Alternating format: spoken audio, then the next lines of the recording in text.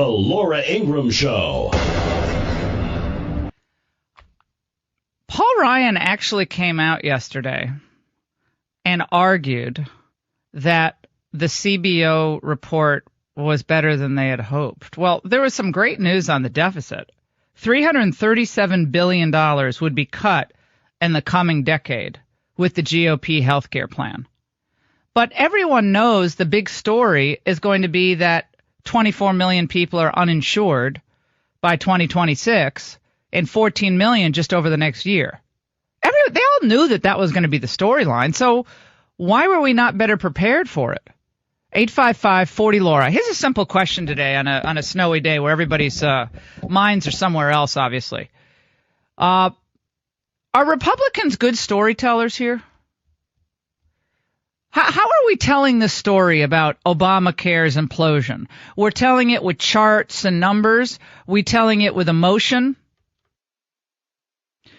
We're telling it with what? We're telling it with human interest stories. We're telling it with suffering. No, we're telling it with sterile numbers, brittle numbers that do not hit the general public in the heart. It does not work. The Democrats are always better at manipulating the emotion.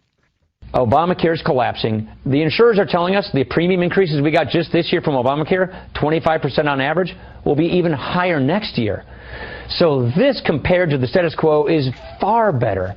I'm excited about this analysis. And yeah, I think they sort of overestimate the uninsured number, just like they overestimated who would be insured by Obamacare. But I do believe that if we're not going to force people to buy something they don't want to buy, they won't buy it. And that's kind of obvious. Newt Gingrich went on Fox last night, and Newt Gingrich's entire focus was how CBO is corrupt. Now, I understand what he's saying. I mean, CBO has been wrong on a bunch of issues. The head of the CBO is now a Republican pick, however. I get that. But I don't think that that's the right way to go here. I think the right way to go is what Rand Paul and Tom Cotton has been saying. Repeal all of Obamacare. Repeal it. You have a 2-year phase out, so no one's going to be thrown off their plans in the next 2 years. But at the same time, separately, you introduce the legislation that will actually accomplish what you want accomplished. Expanding options in healthcare for every American, lowering the price of healthcare, and then the offshoot would be lowering the price of insurance. Creating for the individual market, which is a total ripoff. Total ripoff. If you buy an individual policy or a small group policy, they're extremely expensive. If you're in a large business or large association, you have a pre-existing condition, you get hired by a company, then you're covered. You're covered by that company's plan. But if you're an individual policy holder or you're in a small group, 5 or below, which a lot of Americans are, right? Before Obamacare, yeah, you could get kicked off your plan could be canceled. Why shouldn't those people, according to Rand Paul, and I think he's right, why shouldn't those people be allowed to join large association plans across state lines? If you're living in a neighborhood, and maybe it's an urban neighborhood, and you're near, for instance, the ABA offices, and you went to law school years ago, or your wife's a paralegal, why shouldn't you be able to join the ABA's association, which would allow you to join this large group plan? The certification of large associations, all of this should be made easier. That would bring down the cost of health care, health insurance for all people. And the health care cost would be brought down by going after the antitrust exemptions that the insurance companies get. All these things that Paul Ryan plans for phase 3, which Tom Cotton correctly said on our show yesterday. I assume we have the soundbite, but who knows? Where he said yesterday, look, that's a fantasy. That's mythic. It's not going to happen. You're not going to have phase 3. It's not going to happen. If you had the 60 votes for phase 3, why wouldn't we all just do it now? Why wouldn't you do it now? He's exactly right. Then you force the Democrats' hand on this. The Republicans are right on the substance, most usually, but they're terrible storytellers. And I think Ryan's point here, which is, well, it's procedural, you can't get the 60 votes, he doesn't have really an answer for what Tom Cotton is saying here. Let me just say this, Laura, about this so-called three-phase process. That's just not going to happen. That's just politicians' talk. It's just all talk. It's just spin. Phase one under this, as you say, is a so-called reconciliation bill that can pass with a simple majority in the Senate. Phase two is as yet unwritten regulations, which are going to be subject to the whims of the most liberal judge in America. And phase three is some imaginary bill that might pass with Democratic support. Well, if we had Democratic support, we wouldn't need phase two and phase three. We would. Okay, we edited him weirdly there. We wouldn't have this. Exactly. He's making the exact point. If we have the 60 votes, and the 60 votes, 60 votes exist for phase three, do it now. That way you force the Democrats' hands. Now you had Chuck Schumer out there yesterday. You know what he was saying? Yesterday, Chuck Schumer was saying, well, Donald Trump promised people could compete across state lines. Where's that? You allowed Chuck Schumer to make the Republicans' argument yesterday. It's ridiculous. 855-40-LAURA. Let's go to Troy in Montana on line 1. Troy. Hi, Laura. I'm calling you this morning because I'm a little frustrated with this health care plan. My mom was diagnosed terminal ill with cancer in December. I've been going through her medical bills. Just in 3 months, she's at $500,000. They're charging her $50,000 per chemo treatment, $25 for every pair of rubber gloves they use. The little blood pressure thing the pulse thing they put on her finger, $170 every time they see her. It's out of control. Right, we can't wait till phase three. That's the medical monopolies. That's why they're allowed to charge these astronomical rates. There's no transparency for most people in pricing. There's collusion among healthcare providers, and they're allowed to do this. And it just got to stop. You have to have real competition, which will not happen with this Ryan Care replacement. It's just not going to happen. And we know it's not going to happen. You'll save some money on the deficit over 10 years, and I'm not saying that's not a good thing.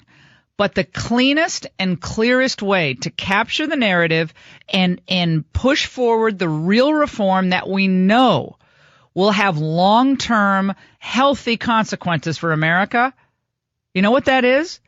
That's what Rand Paul and Tom Cotton are arguing for. That's what Jim Jordan is arguing for. And Paul Ryan says he's for a lot of these reforms, so that's great. So do them now. Have the debate now. Don't have it at the end of the year or next year or the year after. Do you agree with me that Donald Trump is being set up for a trap here? And I don't think he probably is aware of it. By 2020, the state budgets are going to be imploding because of this Medicare deal. They will be imploding. The people in the states are going to be asking, whoa. We were promised this. We were told that this was going to make our lives better. And meanwhile, we're still going to have the rising premiums. We're still going to have the rising out-of-pocket expenses because Obamacare wasn't really fully repealed. Part of it was, but toxic parts of it was not. They were not repealed. 855-40-LAURA. We're going to take a break on the Laura Ingraham Show. We're going to talk to Vice President Pence about this. Byron York's going to stop by. A great new book by the executive director of the Ronald Reagan Presidential Foundation. We're going to talk about that. We love to encourage great reading and great work, both nonfiction and fiction on this show. We'll get to that. But the selling of the replacement, it's easily done. But everyone has to get back on the same page. What are we after? Not just access to coverage.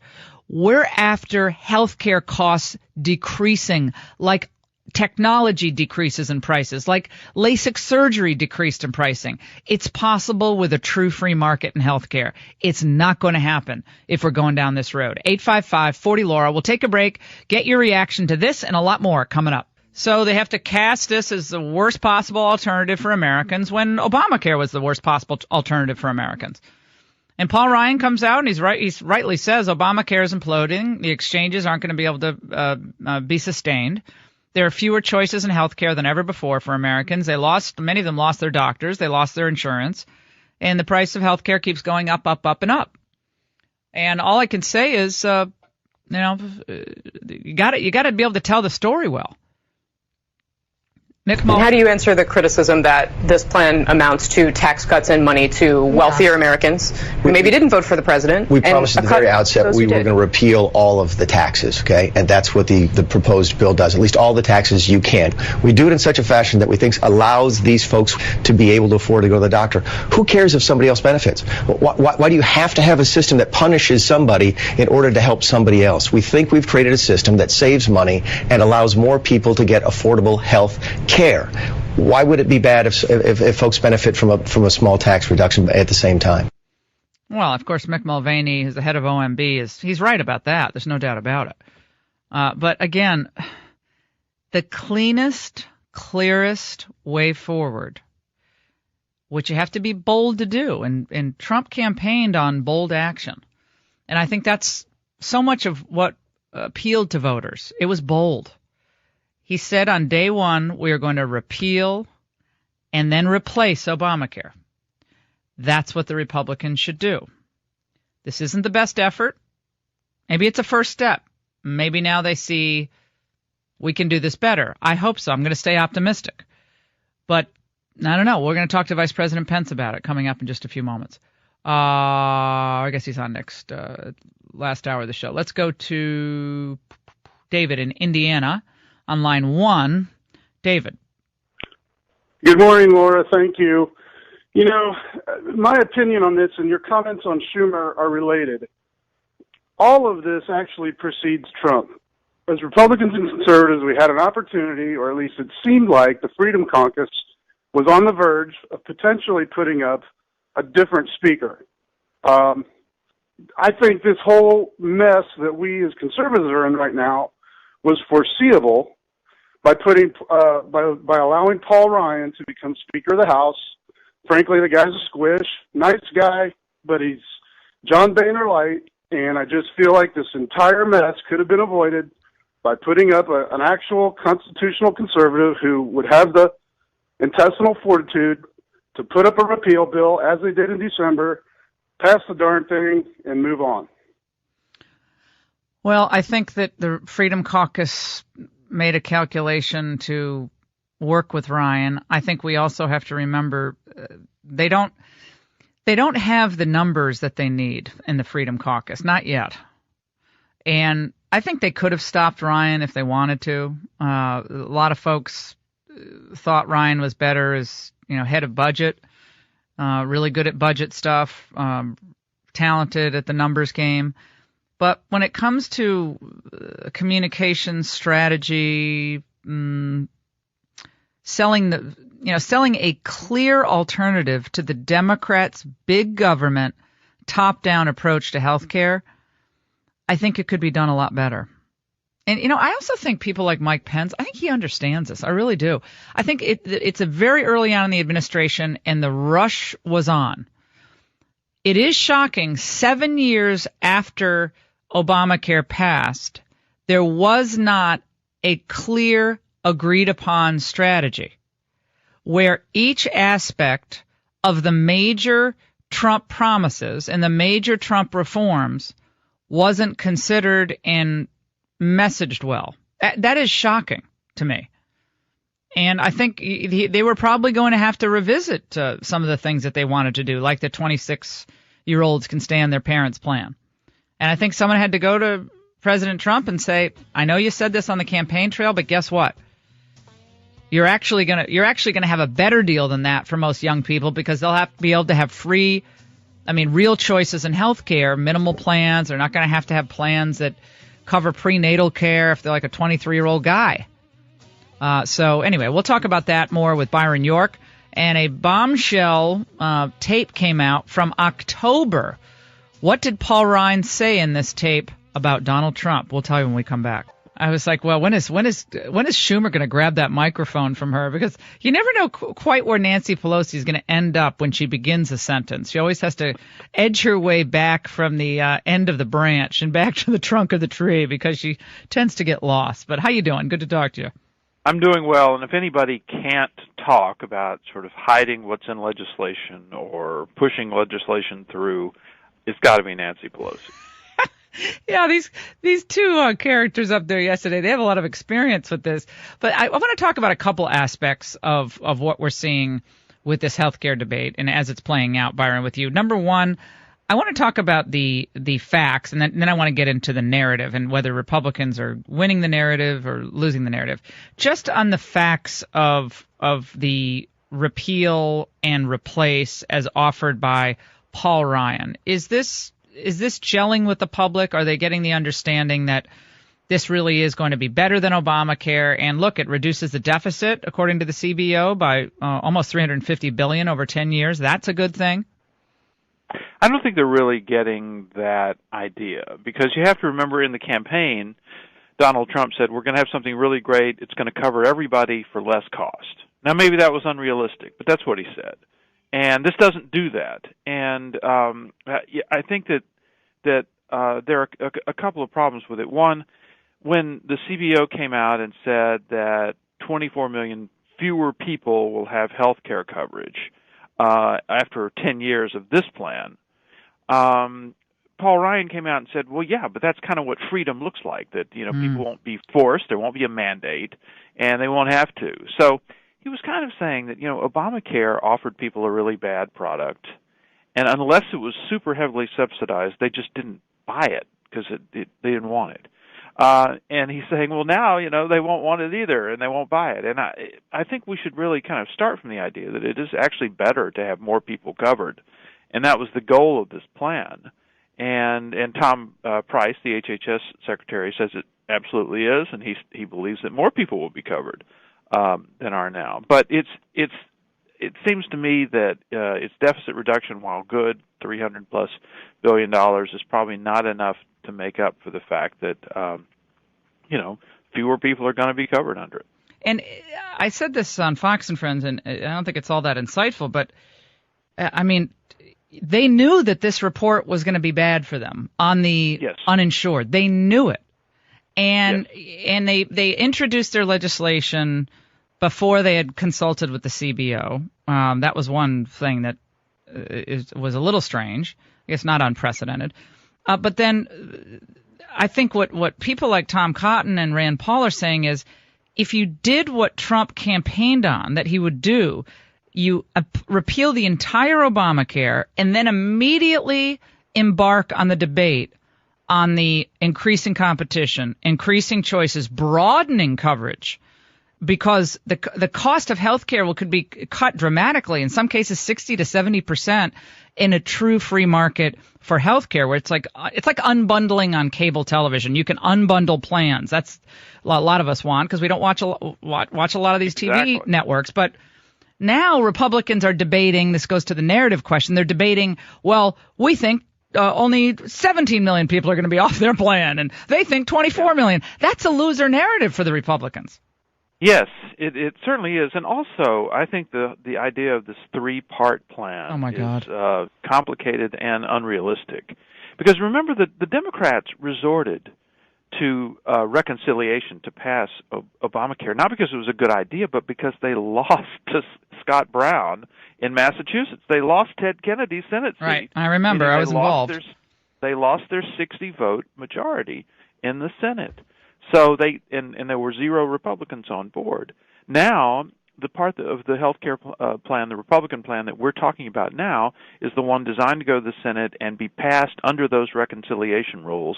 And then the idea is to pass other measures, for example, like cutting down the differences between the states or allowing the sale of insurance across state lines.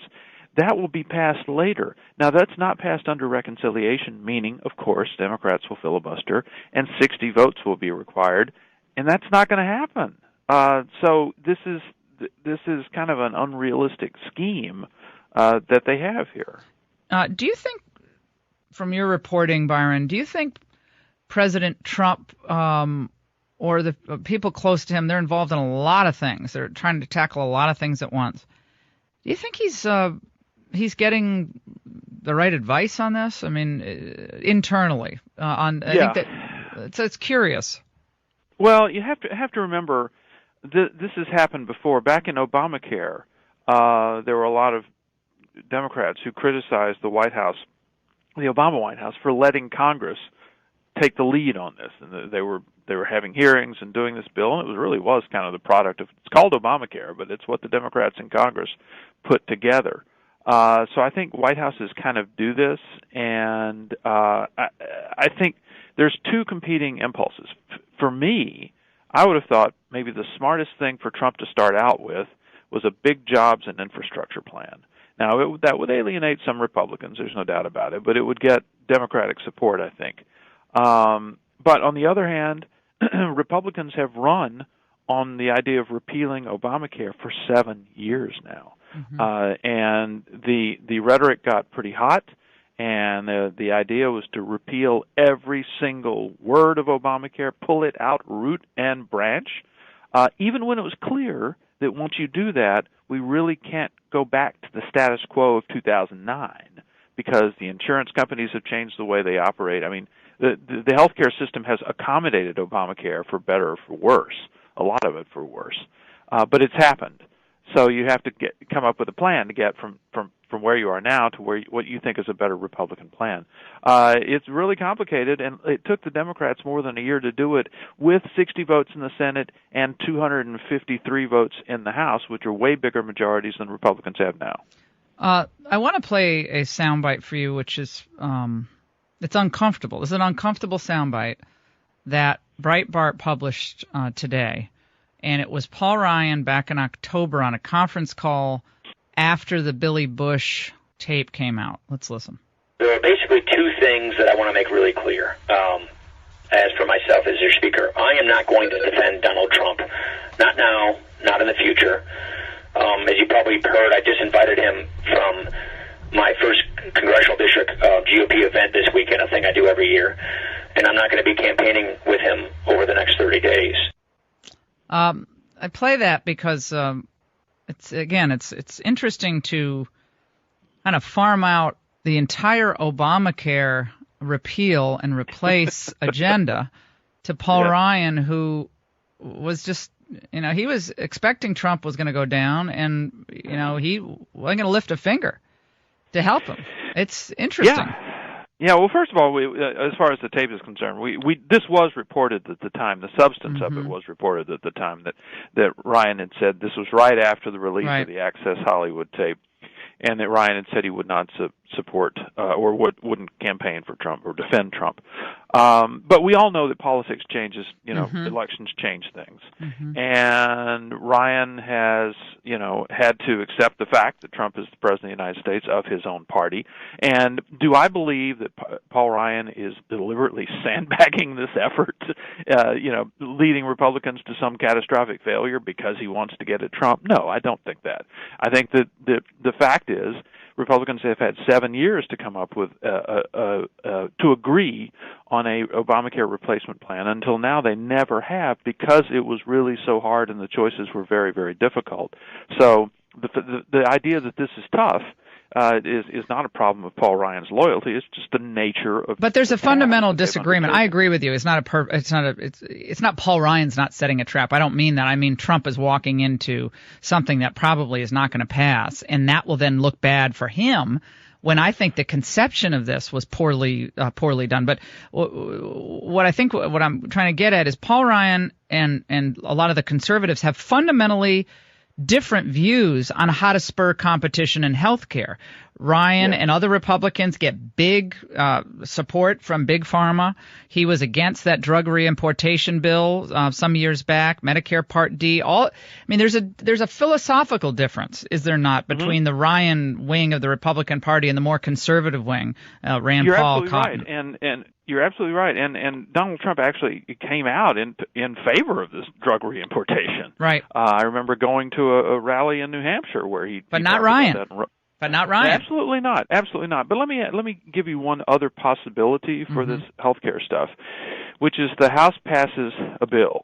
It goes to the Senate, and the Senate essentially hits Control A, Select All, Delete, and starts over, and comes up with a different bill. Now it's not any easier with the Senate doing it, but they may come up with something that's more passable, more modest, and more passable. Because this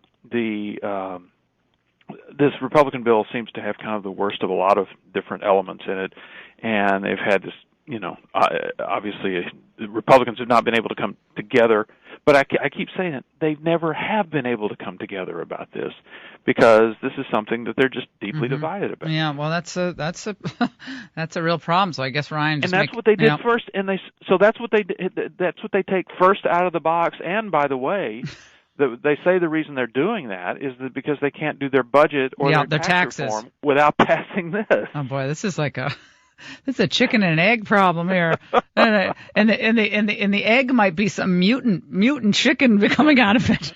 It's terrifying. Okay, this was Spicer yesterday at the briefing. Of course, their media won't let go of the Trump wiretapping tweet of a couple of weeks ago, and this is how the question was posed and answered. When should Americans trust the president? Should they trust the president? Is it phony or real when he says that President Obama was wiretapping? He doesn't really think that President Obama went up and tapped his phone personally. I think, but I think there's no question that the Obama administration, that there were actions about surveillance and other activities that occurred in the 2016 election. That is a widely reported activity that occurred back then. The president used the word wiretap in quotes to mean broadly surveillance and other activities during that. Yeah, well, I think wiretap has a pretty clear definition, does it not, Byron?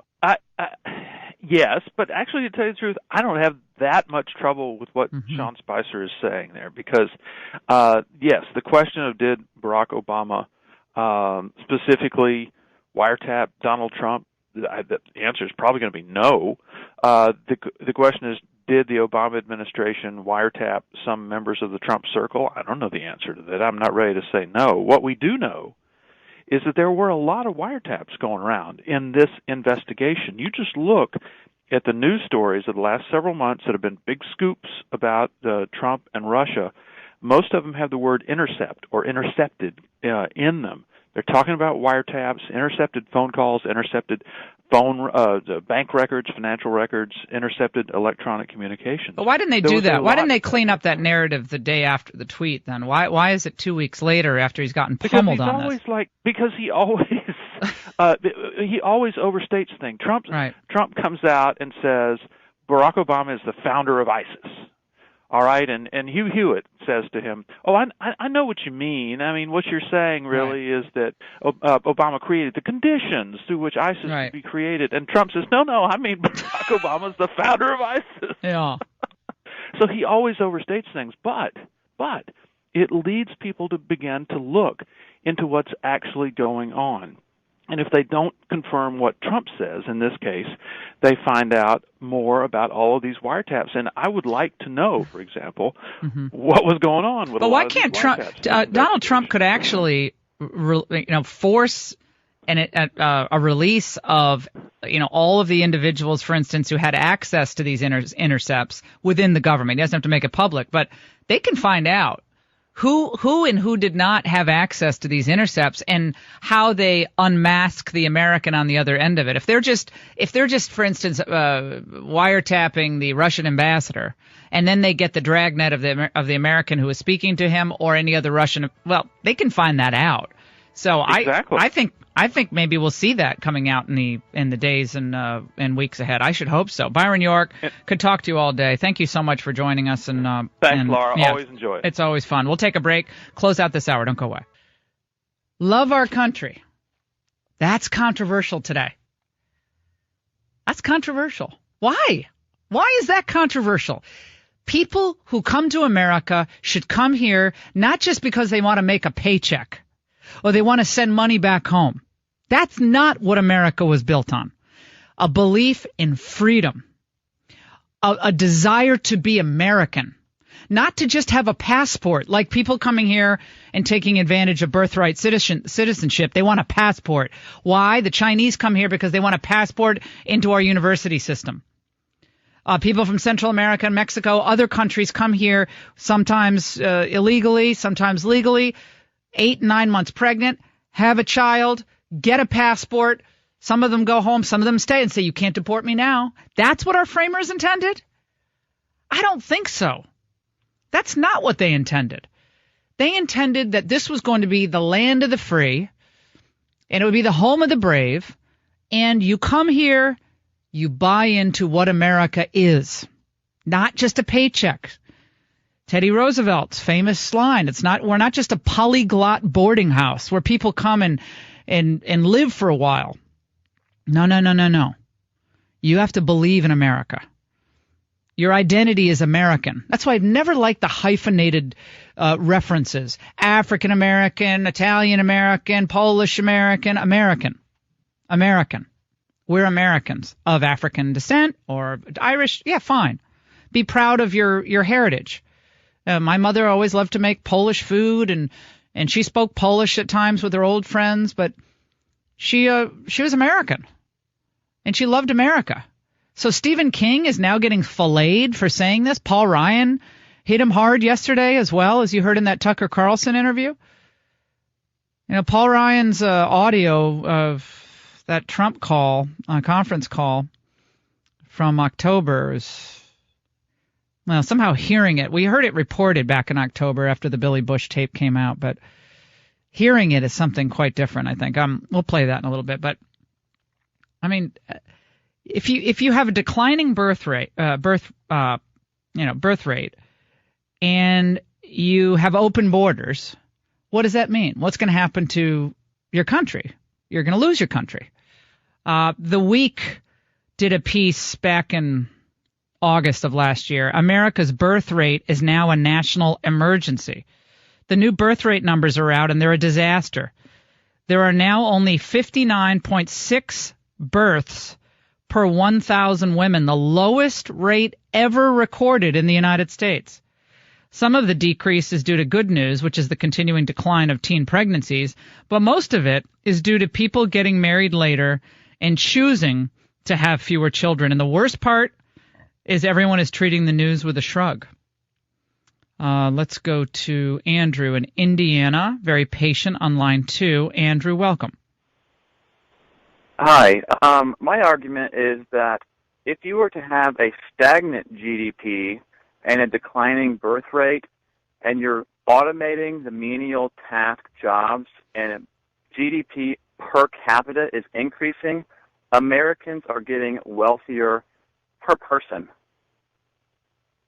Okay, so you don't need immigration necessarily I see to what you're replace saying. jobs that are being automated. I get it. And individual Americans can prosper more per person than with just arbitrarily adding people to the mix to say we have to have an increasing birth rate. That's not necessarily true. Look at Japan, although you can argue their GDP per person is looking pretty good. You can have a decline in GDP nationally as long as your GDP per person continues to get better. That's real prosperity for each and every individual American. No, I see what you're saying, and you could make a different argument as well. I mean, if we didn't have 45 million or 55 million abortions since Roe versus Wade, we wouldn't have to have this argument at all about the supposed need for all this cheap labor coming into the United States. Would have a lot more people. Their argument is always, well, we don't have enough people to pay for the elderly and the Social Security. Well, we aborted tens of millions of people in this country. They're gone. They never had a chance to live. And all these jobs that Americans wouldn't do, we all did them. We all did these jobs growing up. I did, from raking lawns to delivering newspapers to picking fruit. My brother picked tobacco. We did these jobs. Some of them will be automated, not all of them. And there are always going to be different jobs that robots won't do. I mean, the robotics argument only goes so far. But I see your overall point. My point is slightly different, is that I don't think you can measure health and wellness just in terms of money either. If you're either aborting or contracepting your way out of out of replenishing your population, I don't think that's ultimately ever going to be good. I really don't. I think you have to have an increasing birth rate and have a vibrant economy at the same time that allows people to support themselves. But interesting conversation. Let's go to Carol in Iowa. A lot of Iowans are speaking out in favor of their congressman. Carol, go ahead. Oh, I totally support Representative King. His sin is he's not politically correct. He goes by the Constitution, and he spoke out against open borders and against abortion. And, you know, he wasn't being racist. He was just telling the truth. And he's not against immigration or immigrants. He just wants it done according to the law and according to the Constitution. Well, and it's, again, you don't have a right to be here if you're in another country. This idea that everyone who wants to come here can come here is just ludicrous. And I think all these liberals are like, oh, you know, we welcome people from all over. There are these signs now, by the way. There are these signs that say, "What neighbor, we welcome you no matter where you're from," and you're and there are three colors. On top is English, second is in Spanish, and third is in Arabic. These are signs all over Washington D.C. Okay, and until some of the more radical types move into your neighborhood, I guess. But it sounds good in theory. Until we see some of the violence that we've seen in other countries. Thank God we've been spared some of that, but we still have recruiting trials going on in St. Paul, Minnesota, for Al-Shabaab. Jim in Missouri on line 3. Jimmy, we're going to talk to Vice President Pence coming up, by the way. Yes. Jim. Hello. I just wanted to offer my perspective on this whole immigration issue and so on. Mm-hmm. I'm an educator. I'm my 52nd year in education. I'm a professor, and I'm a conservative professor, one of the less than, I'm estimating 5%, probably smaller.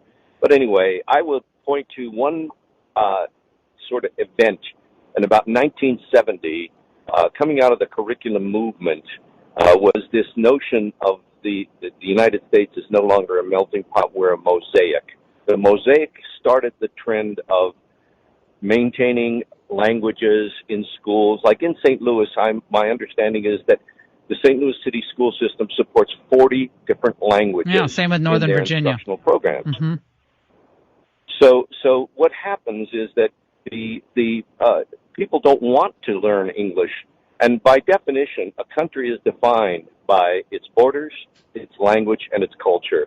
We've opened our borders, we've compromised our language, and the final analysis will mean there is no more United States, there is no America, and it's really a sad thing to see that. Well, yeah. Well, how did we become? How did we become a country where it's routine to say one of our most cherished values is diversity, when there's actually no diversity of thought in key sectors of our country? There's no diversity of thought expressed freely. I'm talking about free expression on the university setting. In corporate America, big corporations become like mini governments, where, again, if you speak your mind on a hot button social issue, you speak your mind on Trump, how comfortable do you think it'll be for you? Look at the protesters were out in front of Peter Thiel's house in San Francisco over the weekend, Saturday morning. They want to intimidate Americans who disagree with them. But they love diversity. What does that mean? Colors, skin colors? Now you're different if you have a different skin color. Well, yes, but what about the content of your character? What about your intellectual makeup, your political understanding? Isn't that diversity? So this idea, well, diversity. No, we are a country that believes in freedom, liberty. We treat individuals without regard to their skin color, without regard to their ethnicity. And yes, we believe in the freedom to worship and to pray and to, free exercise if your religion. But it doesn't mean that America has to change for you. It means that America won't, we're not going to dictate the terms of your worship, but we don't have to change for what you believe if you come from another place with totally different values. It's like Saudi Arabians coming here and thinking, oh, how do you, and they have these incidents every now and then at the malls in Northern Virginia where you have, people of certain backgrounds tisking girls and wearing shorts. Well, if you don't like the people wearing shorts in the United States, then you can go back to where you're from. It's ridiculous. The ACLU's Anthony Romer has spoken out on the he's all on the immigration fight and the ban and the Trump ban, and they're going to keep their protests going. Well, they want to intimidate congressmen and senators from representing the interests of native-born Americans who are here and who believe that the American understanding should be held up as exceptional and beautiful, and that the melting pot doesn't require, as our caller said, it's an interesting point, are we a mosaic or a melting pot? I think the melting pot keeps a country unified.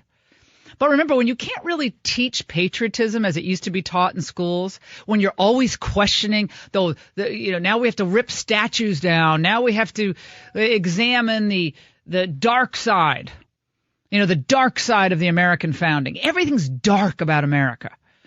Everything's brighter overseas or in other cultures. But America's a dark, rotten, awful place. How do you teach national unity if that's what kids are getting out of the curriculum today? 855-40-LAURA. We're going to talk to Vice President Pence. He's going to be joining us.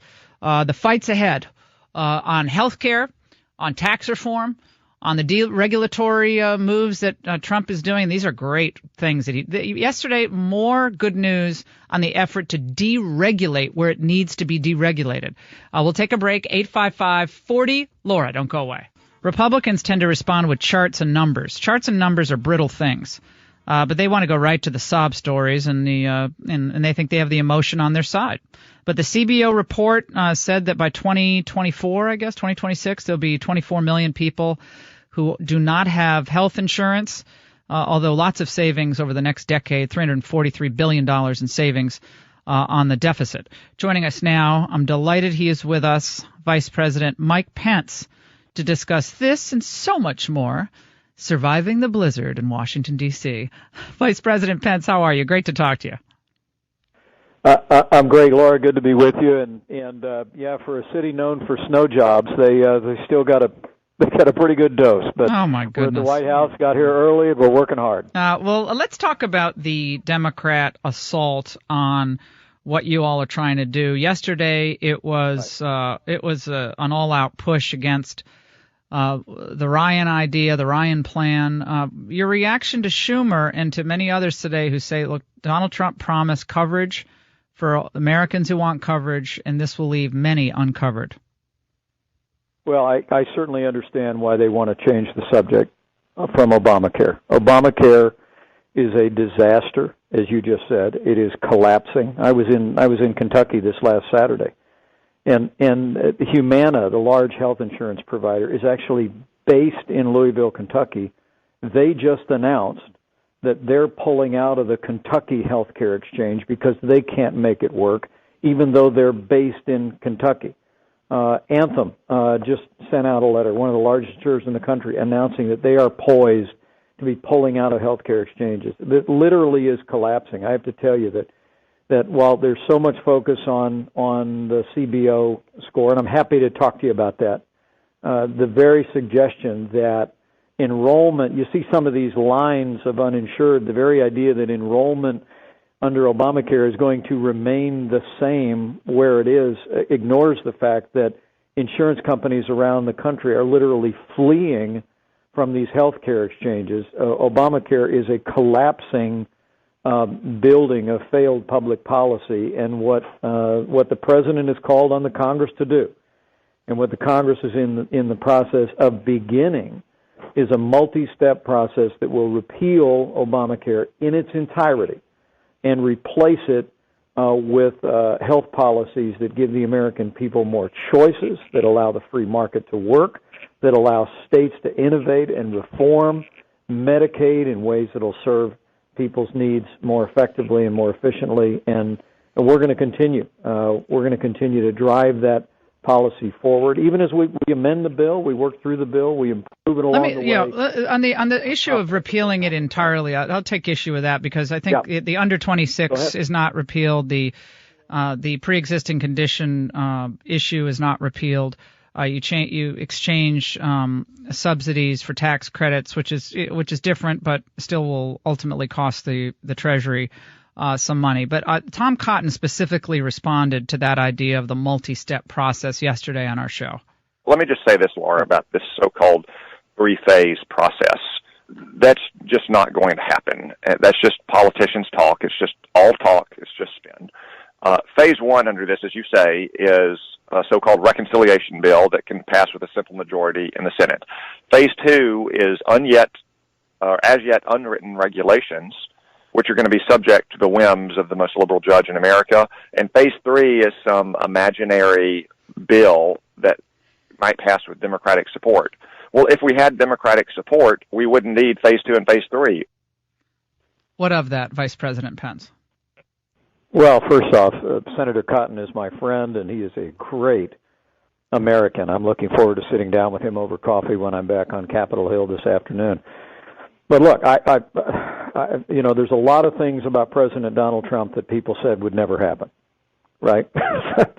And I'll tell you, the president is absolutely committed to keep the promise he made to the American people to repeal Obamacare. This first bill will basically take all the worst elements of Obamacare out, the tax increases, the penalties. I mean, it essentially takes away the core of Obamacare, which is the ability to force people to buy health insurance or pay a tax if they don't. That goes away. We effectively block grant Medicaid to the states. We do it essentially giving the states more freedom, more flexibility to reform Medicaid. I think that's all good. And then through the regulation, it's historic. You know that. You've been a champion of that for many years, Laura.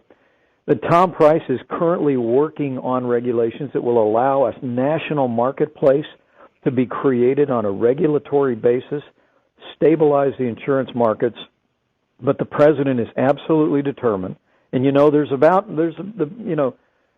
10 Democrats in the Senate who were elected and are up for re-election, rather. They were elected in states that went strongly for President Trump on November the 8th. We're going to go out and go into those states and say, look, we want to wipe away every last vestige of this disastrous policy of Obamacare, and we want to put into the law that people will be able to buy health insurance across state lines.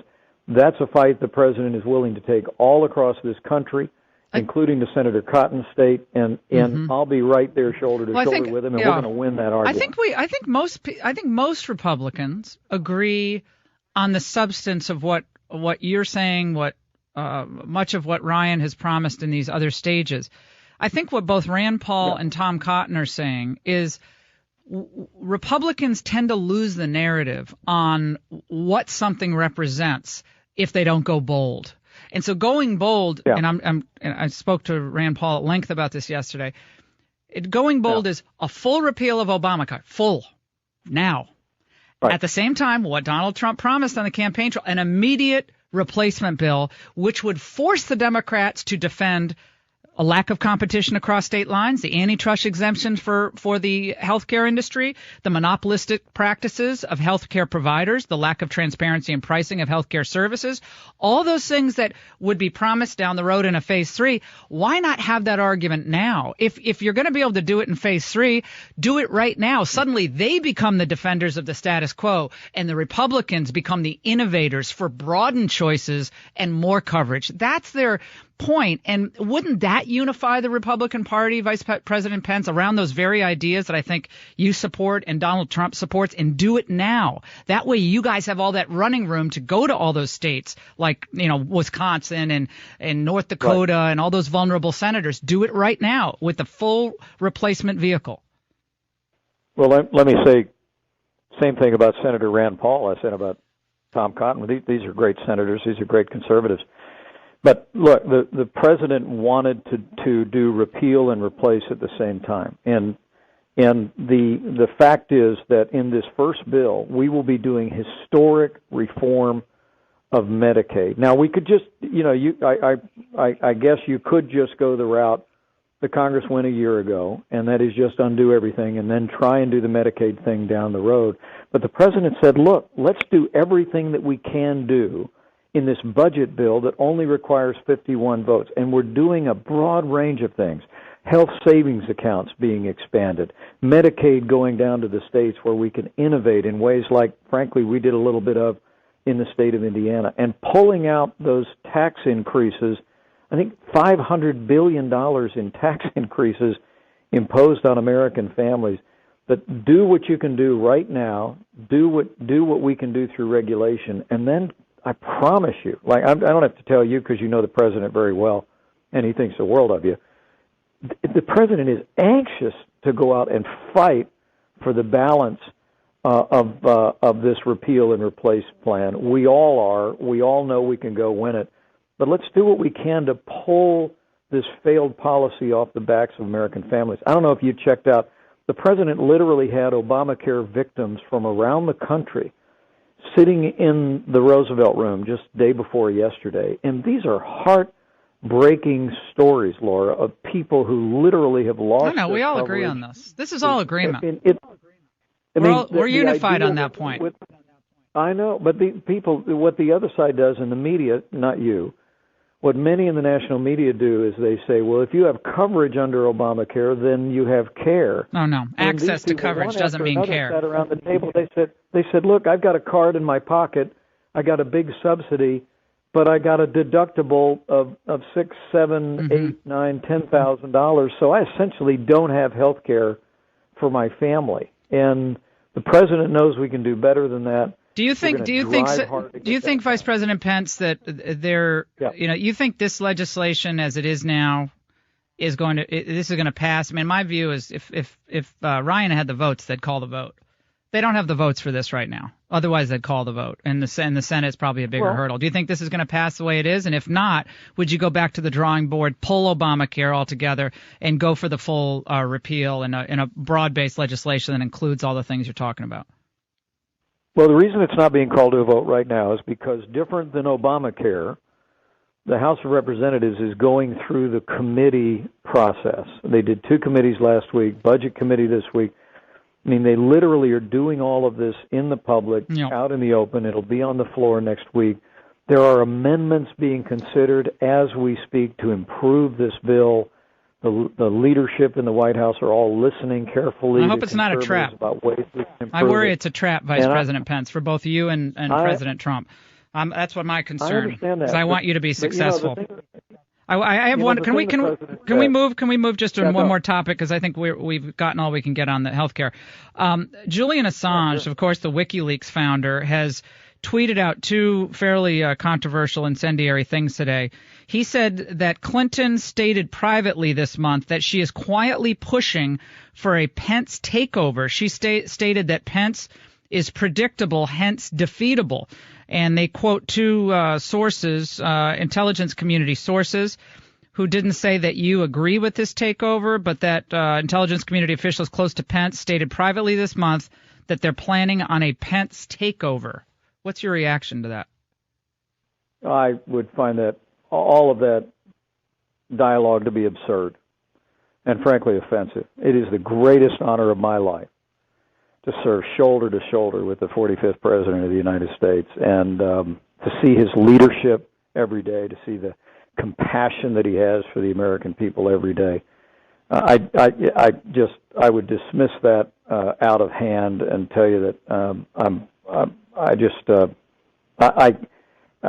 so excited about the progress that we've made, strengthening this country, protecting this country, reviving this country's economy, and all credit goes to President Donald Trump. Do you think that that we as Republicans and President Trump specifically, it's easy to talk about what's bad with liberalism, and I do that a lot, but maybe we need to talk about what's more about what's great about conservatism. More choices, more freedom, greater competition. I think that inspirational, aspirational rhetoric that we heard in the joint session speech, it was so great. I just loved that speech. That was like, I was on cloud nine after that speech. It was awesome. And I think you've done that a lot throughout your career. I think that, again, it makes the Democrats defend the status quo, which is terrible. We like that. So is the president. I mean, you've known the president a long time. I mean, he is an optimist. He's a man that believes in this country. I mean, at the very core of this debate over Obamacare is their vision, Chuck Schumer's vision, Barack Obama's vision, was to order every American to buy health insurance or pay a tax if they didn't. What President Trump believes in is if you unleash the power of the marketplace, if you give Americans more choices and create a competitive environment, you'll see costs come down. Americans will buy health insurance that they want, not that the government dictates. And you give states more freedom to reform Medicaid in ways that will truly better serve the needs of our most vulnerable. You don't think their budgets are going to get busted down the road, Vice President Pence, that their budgets are going to bust up down the road with more burdens on the health care and they're not going to have the money to cover it? Well, I honestly believe that the answer in the 21st century, and the president believes this, the answer in the 21st century to our health care needs is the American solution of more choices, more free market. I mean, you give the American people the ability to buy health insurance across state lines. You give states the ability to reform Medicaid. You create these laboratories of democracy and innovation. That's how we've always solved complex problems in the history of this country. Mm-hmm. And that's how we will chart a health care future under President Donald Trump that the American people can afford and that leads to a better quality of life and health care for everyone. Vice President Pence, it is always such a great pleasure to have you on the show, and we really appreciate all your time. Thank you so much for what you're doing for this country and what you're doing for this administration. Thank you so much.